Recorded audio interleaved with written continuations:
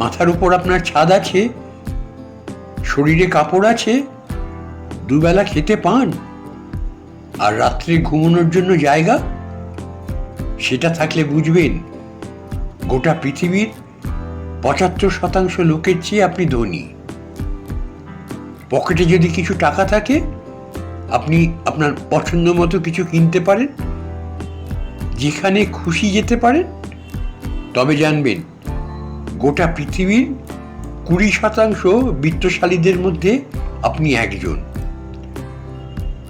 সুস্থ সবল নিরোগ শরীর নিয়ে যদি আপনি আজকের দিনটাতে বাঁচতে পারেন, ভাববেন পৃথিবীর লক্ষ লক্ষ মানুষের মধ্যে আপনি ভাগ্যবান।